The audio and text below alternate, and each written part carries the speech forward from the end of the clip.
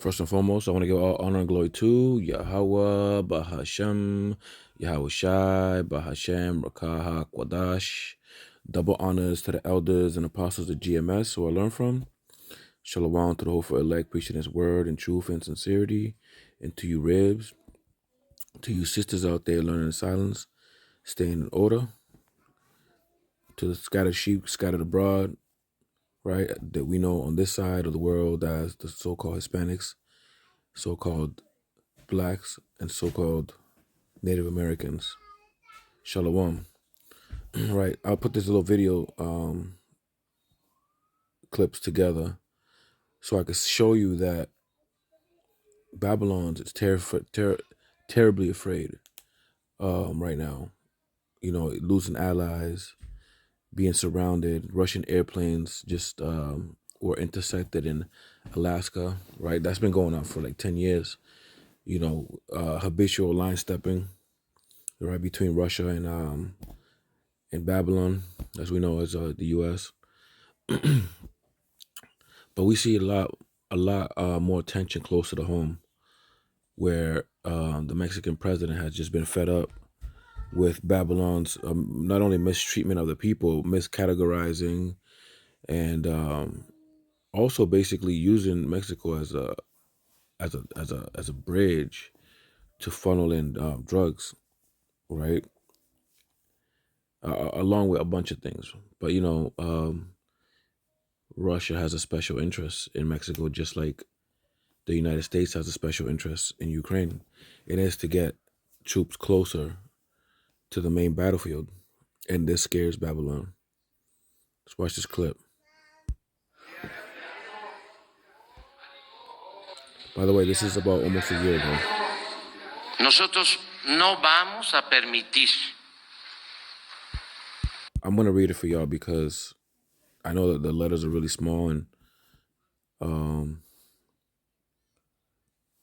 let me just read it for you. It says, "We are not going to permit any foreign government to intervene in our territory, Ningún gobierno extranjero, y much less that a foreign que intervengan fuerzas armadas de un gobierno government's extranjero en nuestro armed territorio. forces intervene." Nada más.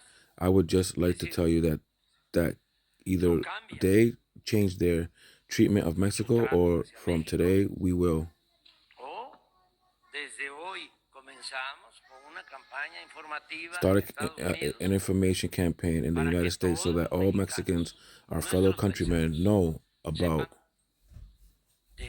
this aggression by the Republicans against Mexico. And if they continue with this attitude, we will insist not one. Y si continúan con esa actitud, vamos a estar insistiendo de que ni un voto Mexican or Hispanic vote. de mexicanos, de hispanos, que ese es un pueblo This is an independent, sovereign country. It costed a lot. Their territory from their talking, all that belongs to Mexico. I think he's trying to say that you know, Texas and Cali and all these other places belong to Mexico. So they're going back on that treaty. I guess they broke back in the day when there was a fight, right? So this president is bringing up history, you know, trying to unite the so-called Latino vote, right? He sounds like he's prepping for a war. Sounds bold as well. He's got Russia to back him up. That's what we're going to see.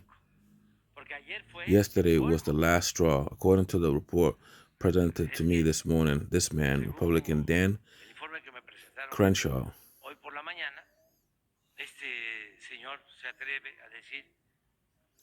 dares to say that they are going to use the armed forces of the United States to enter our territory as an invasion.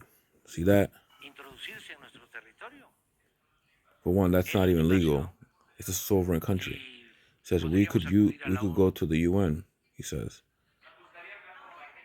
eso estamos iniciando. I don't think that, this Mexican president going to the UN is going to help him much.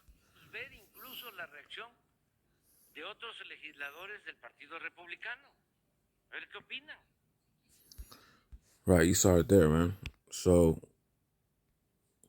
it says AMLO, Mexican-Russian Space Agreement, won't be used for espionage, they say. All right, and this is from the website, the San Diego Union Tribune. It says Mexican President Andrés Manuel López Obrador reiterated Monday that his administration has entered into a space agreement with Russia, but he recalled that it was signed in September 2021, several months before Moscow's invasion of Ukraine, denied that it will be used for espionage purposes. So you see, this agreement was already signed before, the whole Ukraine thing. But Russia has been warning Babylon not to step its boundaries. So now they see that they was making a move with Ukraine, and they moving forward, right? The Lord is putting the hooks back in the jaws, man. This is Ezekiel chapter 38, verse 3. And thus said the Lord Yahweh Ba'ashem Yahushai power, behold, I am against thee, O Gog, the chief priests of Meshech and Tubal, and I will turn thee back and put hooks into thy jaws, and I will bring thee forth, and all the army, horses and horsemen, all of them clothed with all sorts of armor, even a great company with bucklers and shields, all of them handling swords. Right? The Lord's going to bring them back to that old Soviet state. And that's what we see happening right now. The gears of war are turning fast, very fast.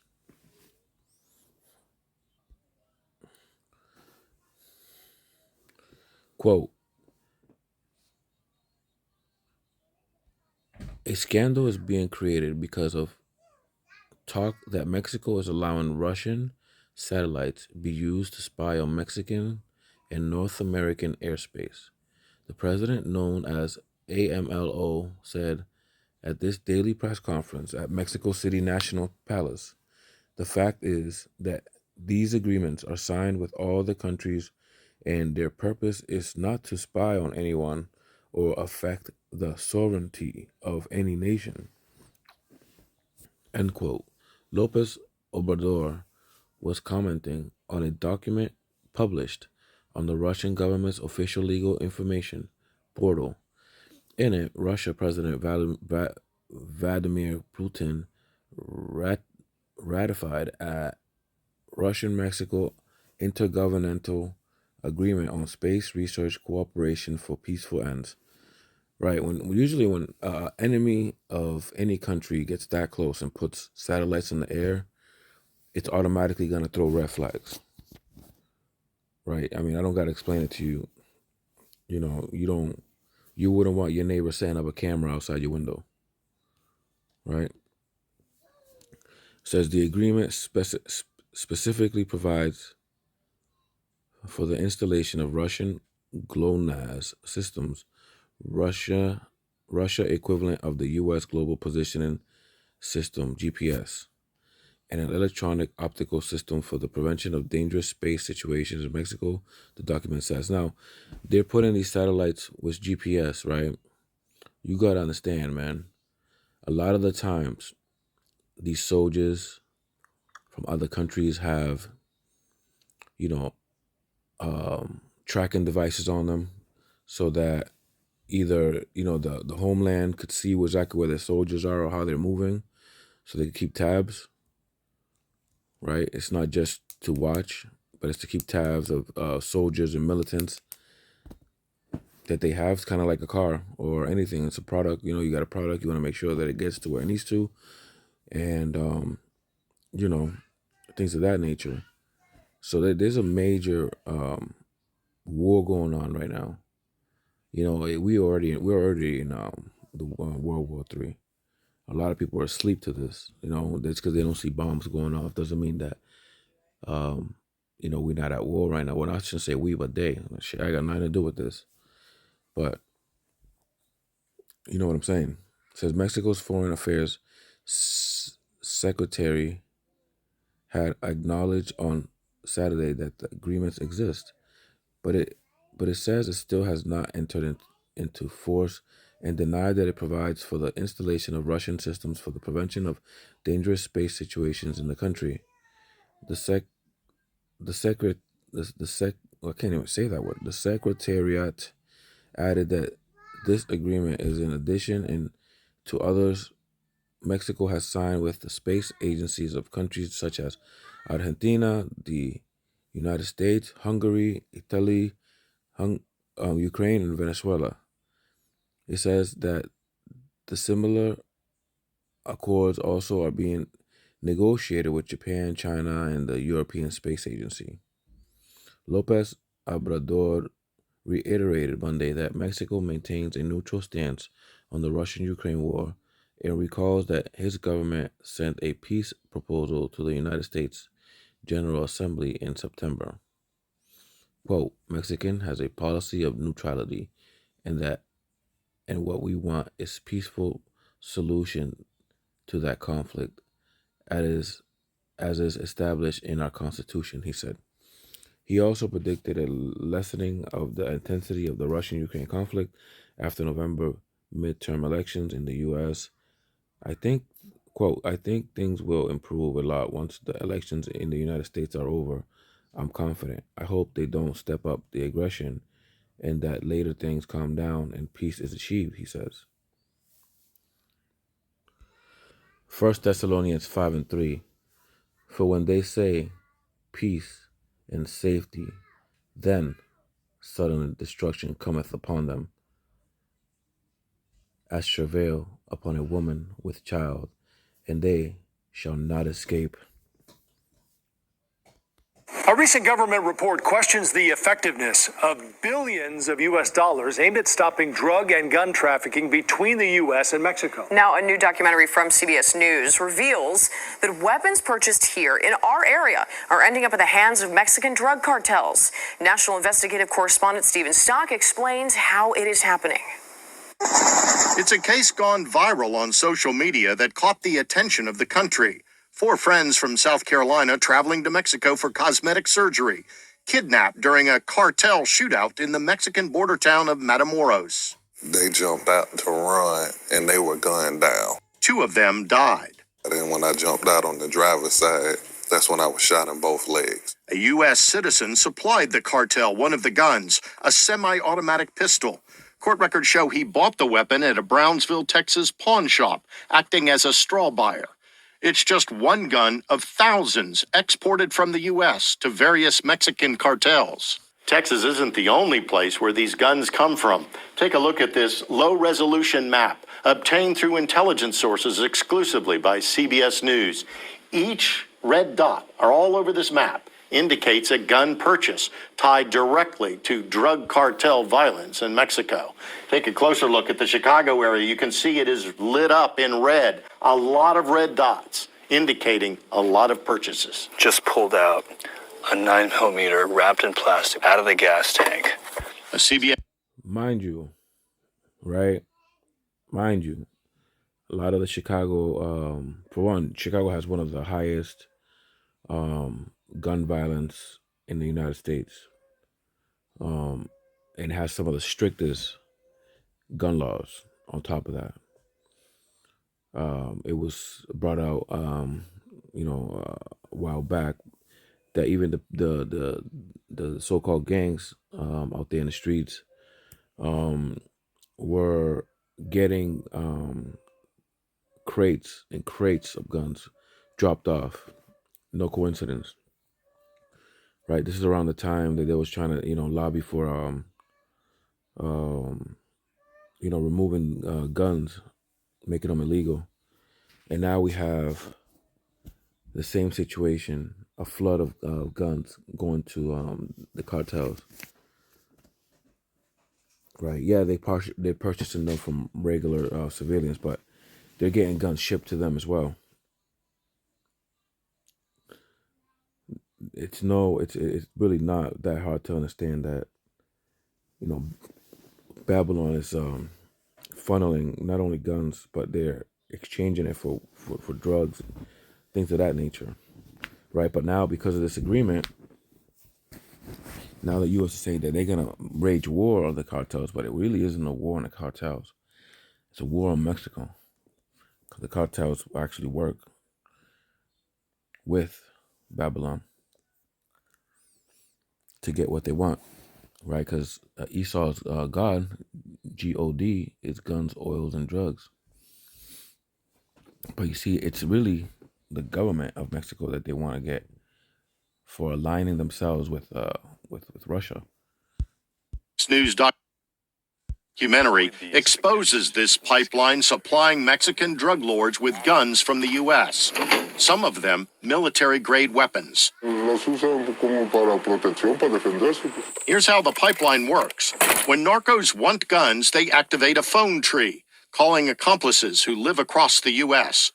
They're paid to buy weapons and ammo, then illegally pass them off to brokers. Couriers pick up those guns, then drive them into Mexico and the hands of cartels. Por la cárcel o la muerte. Son las únicas salidas. These are AK flats. Retired ATF agent Edwin Starr showed us pictures from a ghost gun manufacturing operation run by an Oklahoma man. They were smuggled to his factory in Nuevo Laredo. One of the first cases to expose this gun supply network. He takes the parts across the border and assembles them in his clandestine factory in Nuevo Laredo. For the cartel. For the cartel. Photos show the sophisticated operation that made hundreds of guns for 2 Mexican cartels. In 2021, Andrew Pearson pleaded guilty to violating the Arms Export Control Act. He's currently serving a 12-year sentence at this U.S. prison in Texas. Acknowledging the problem means you have to come up with a solution. That man, and right now there isn't. Hold on, man. That man only got 12 years. That's crazy. You know, that's just crazy to me, man. The man got 12 years for mass manufacturing of weapons to the cartels. Now, what does that tell you? Right? Jake over here gets caught with, 2 illegal guns, back to back. He gets 10 years. Right? This guy was manufacturing, sending hundreds and hundreds and hundreds to be used, obviously, knowingly, to be used to hurt people. He only got 12 years, and he made probably over $1 million. It's just wild to me. The U.S. has sent more than $3 billion to Mexico to fight drug and gun trafficking. But the GAO, the investigative arm of Congress, found the government can't demonstrate the money's been spent effectively. It reports about 70% of firearms seized in Mexico between 2014 and 2018 originated in the U.S. It has nothing to do with American citizens owning firearms. It has nothing to do with the Second Amendment. It has everything to do with you cannot export firearms to cartels. I'm Stephen Stock, CBS News. Right, because these people are labeled as, terrorists. Right? That's what they looked at, but they're really not. Man, it's just a whole bunch of confusion with this, man, I'll be honest with you. And it doesn't even matter. I just wanted to bring this out because I'm letting you know that there's a tension between Mexico and the United States right now. Right? Now they're going to start to turn on the cartels just to get to the government because they know the government's going to step in. They said that, I think it was 5% or even less than that of what the cartels is bringing to the table as far as economic growth in Mexico, according to the Mexican numbers. I don't know if that's true. I think it's a little higher, but whatever. There's a war on the cartels, man. And the same thing happened with what's it called? What's that Bin Laden's tribe of Al Qaeda, right? Not we, but Babylon had trained them to go against Russia at some point, I believe it was. And all of a sudden now Babylon's fighting them. See, same thing with the cartels. You supply them, you use them, and then you turn on them. Same thing with the natives. You gather their resources, their intelligence, and then you just kill them off. Rinse, repeat, right? So how they say. Lawmakers in this country say Mexican drug cartels ought to be designated as foreign terrorist organizations. Just moments ago, Senator Lindsey Graham of South Carolina said he's introducing a bill that would make it possible for the U.S. to use military force against the cartels, especially now with so many Americans dying of fentanyl overdoses. He had this message to the government of Mexico. You need to do more. We'd like to help you. Mind you, this is around the time they signed that agreement. 11 months ago. This is not a coincidence. But we're not going to sit on the sidelines anymore as a nation and watch our neighbor become a narco state that kills more Americans in a single year than we lost in Vietnam. Two Americans who survived an ordeal with Mexican drug cartels. See how they painted that? They're using losses of military people and equated that to a war when they've never really stepped over the border and gauged war on the people. You can see all the red flags. Cartels are now back in this country. A convoy of ambulances and SUVs escorted by the Mexican military brought them to the border checkpoint in Brownsville, Texas. One of them was shot in both legs. Is that person now being treated at a hospital there in Texas? This all started on Friday. 4 U.S. citizens drove from South Carolina to... You know what I see? I see with this.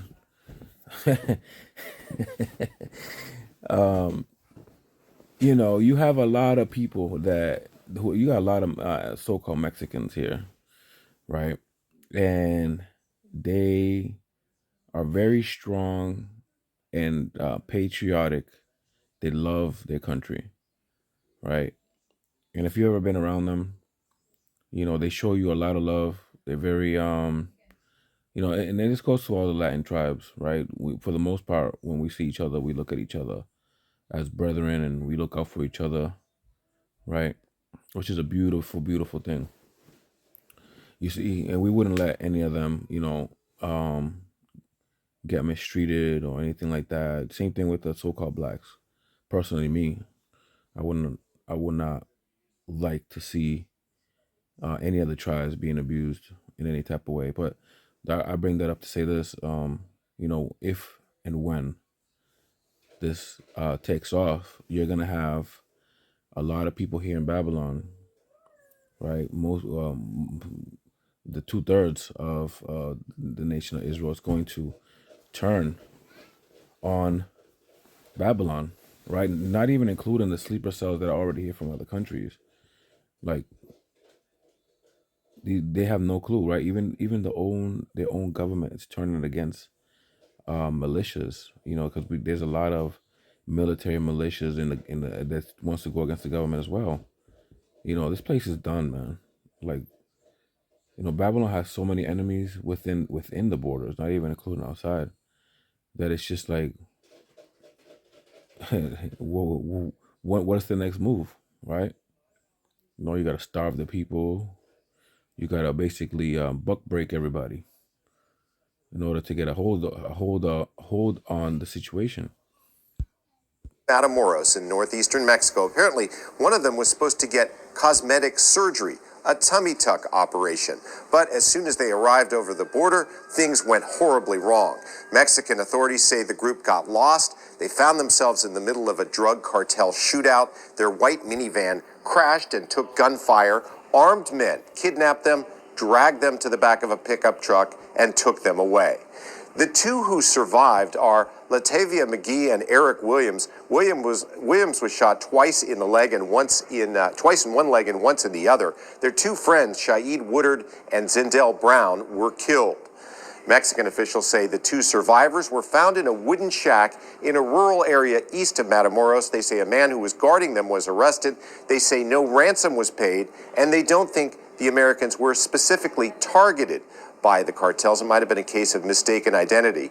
But what happened highlights the growing popularity of what's called medical tourism to Mexico. Surgeries there can be 50% cheaper compared to what they cost in this country.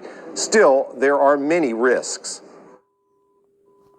Here in the United States, we are That's it on that video, man.